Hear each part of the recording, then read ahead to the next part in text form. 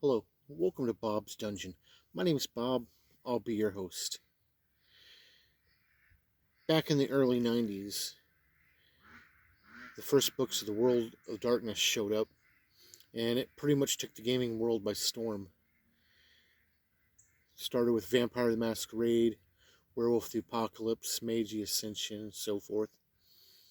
And Vampire the Masquerade was one of the most popular games for the longest time, and the whole World of Darkness thing pretty much rivaled Dungeons and Dragons. TSR eventually folded, and World of Darkness kept going strong. Well, at one point, new Dungeons and Dragons editions started coming out, and so with the changing times, White Wolf, who were the company that was publishing the World of Darkness books, decided to shake things up and change as well. And they ended the World of Darkness. Vampire the Masquerade came to an end, Werewolf the Apocalypse, Mage the Ascension, all of their games were wrapped up, all the storylines that were going with them. And then they came out with a new World of Darkness with new versions of those old games. And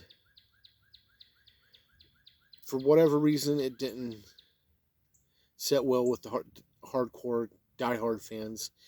They were upset that they didn't carry on with the old, so they pretty much never even gave the new a chance, which is a pity. And that's kind of what we're going to talk about in this video. We're going to talk about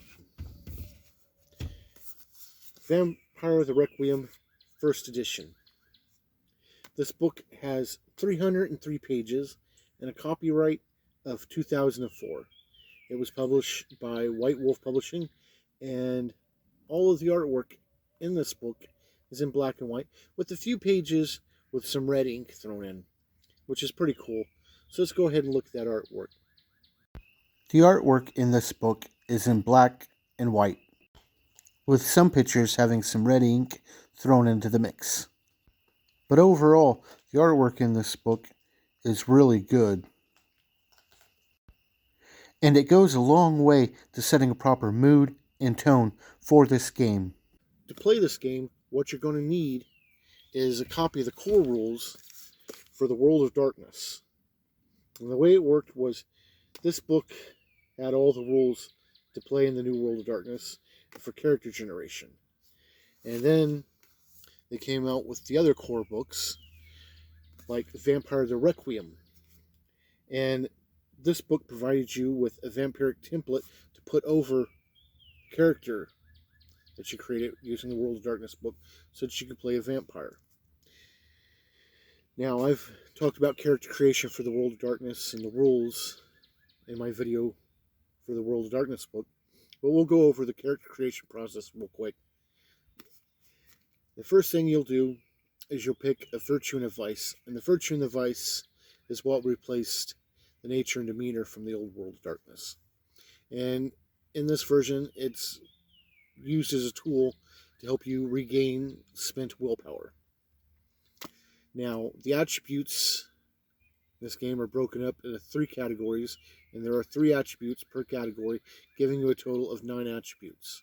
You have your mental attributes, which are your intelligence, your wits, and your resolve. You have your physical attributes, which are strength, dexterity, and stamina. And then you have your social attributes, which are presence, manipulation, and composure. And each of these have a rating of 1 to 5 dots. All of them get 1 dot for free at character generation. Then you get an additional 5 dots to put in your primary category. So if your mental attributes are most important, they would be your primary, or your physical, or your social. Whichever is your primary category gets 5. Your secondary category will get 4 dots to split up amongst them, and your least prioritized category will get 3 extra dots to split up amongst them. Now, vampires, each of the clans have 2 attributes associated with them. And at character creation, you pick one of those attributes and you get a free dot in that attribute at character creation. After your attributes, you figure up your skills. And again, the skills are broken up into mental skills, physical skills, and social skills in this version of World of Darkness. And the skill list is very much condensed over what you saw in the old World of Darkness. And you get no free dots in any of the skills. And the skills are, again, listed from 1 to 5 dots, like the attributes. And you prioritize them. Whichever set of attributes have your top priority, you get 11 dots to split up in the skills you want in that category. Your second most important gets 7 dots, and your least gets 4 dots. Then you pick 3 specialties. And a specialty in a skill is something that you excel at in that category. Like if you're an auto mechanic, you might do better at repairing tires or working on carburetors or what have you. And in that category, you'll get an extra dot for that specialty when using it for that purpose. After that, you'll want to pick a covenant. The Camarilla and the Sabbat and all that are things of the past in this version. And instead you have several covenants that take the place of those groups. And they're kind of like political groups within the vampires. But they are the Corinthian movement, the Circle of the Crone, the Invictus, the Lacinus Sactum, the Ordo Dracul, and the Unaligned. The Unaligned really isn't a covenant. They're just everybody that doesn't belong to a covenant belongs to the Unaligned. They also throw in 2 extra covenants that you can use as adversaries for your characters, and they are Belial's Brood and Seven. After that, you'll pick a clan, and there are 5 core clans in Vampire the Requiem. There's the Deva, the Gangrel, the Maquette, the Nosferatu, and the Ventrue. And that's very much condensed from what you would find in Vampire the Masquerade. But it works. Keeps it simple. After that, you'll pick your disciplines. Each clan has a few disciplines associated with them, and they're your clan disciplines. Anything outside of that is considered a non-clan discipline. You'll get 3 dots for disciplines. 2 of those dots have to be spent on clan disciplines. Then you'll start with a blood potency of 1. Blood potency replaces generation in Vampire the Requiem. And I kind of like the blood potency system better myself. It goes from 1 to 10. And you don't need to diabolize another vampire in order to increase your blood potency.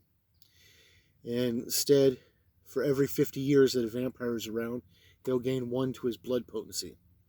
You can speed this along by diabolizing other vampires, but that's frowned upon. And as you get more blood potency, you can hold more vitae in your character. You can spend more blood points per round. And it also changes what is acceptable to feed off of. The lower end of the blood potency, you can feed on animals, humans, or vampires, or what have you. As it increases, animals won't do it no more. It has to be humans or better. And then once you get so powerful, only vampire blood will slate your thirst. So there's problems that come along with having a high blood potency. And once it gets too high, you'll have to slumber in order to decrease it, because your beast has gotten too powerful, and it'll cause some bad things to happen. You then get 7 points for merits, and the merits are going over in the World of Darkness book. And there are a few vampire-specific merits that you can get in this book. Then you have your health, which is a combination of your stamina and your size. The size level for an average sized human is 5. So unless you're playing a child, you add 5 to your stamina, and then that's your health. In the old World of Darkness, everybody had 7. Unless you had a merit that changed it somehow, or a flaw, you had 7 in the story. But here, it's actually made up of how your character is built and put together, which I think is very cool. Your willpower is a combination of your resolve and your composure. Your defense is the lower of either your dexterity or your wits. Your initiative is equal to your dexterity plus your composure. Your speed is a combination of your strength and dexterity plus 5. And you have a starting humanity of 7. The humanity goes from 0 to 10, but you start at 7. This book has a lot of neat things in it. One of the things it has is the vampires have access to what's called devotions. Devotions are a neat little trick they can do. They are something that they develop using two or more set powers from other disciplines, and combine them to come up with something new, and that's a devotion. And there's some in here, and you create your own. It gives rules for creating your own in here. And then it goes over bloodlines. Bloodlines are really neat in this book. And a bloodline is where a vampire has taken their clan's blood and deviated it in a way so that it's kind of its own clan now. And these are the bloodlines. They give you 5 examples of bloodlines in this book. Those examples are the Bruja, the Barkeman, I know I pronounced that wrong, the Malkovians, the Morbus, and the Toreador. And it gives rules for creating new bloodlines your own, and even gives a rundown of how characters can create their own bloodlines with their characters, which is really neat. And it gives some new disciplines for those bloodlines, which the creation of a new discipline usually goes along with creating your own bloodline. And as you can hear, I'm being overwhelmed by ducks. Not much I can do about that, but they're kind of clingy these days. Anyway, it's pretty neat. It gives you rules on how to create your own disciplines, and that's always really cool. It's got a section in here on derangements, in case your character winds up going insane, and gives you some ideas for setting moods and running stories around vampires. It's even got a adventure / campaign setting in the back for New Orleans that you can use. And it's got a character sheet in the back, very back of the book, that you can photocopy and use. Vampire the Requiem is kind of really shunned by a lot of fans of the World of Darkness. I actually like it better than the Masquerade. And I know you can be mad at me if you want, but there it is. For me, this game gave new opportunities, a new way to perceive the vampires and go about the World of Darkness. And I always liked it for that. Which brings me to 3 questions. Would I play a character in Vampire the Requiem? And I'm going to have to say yes, I would.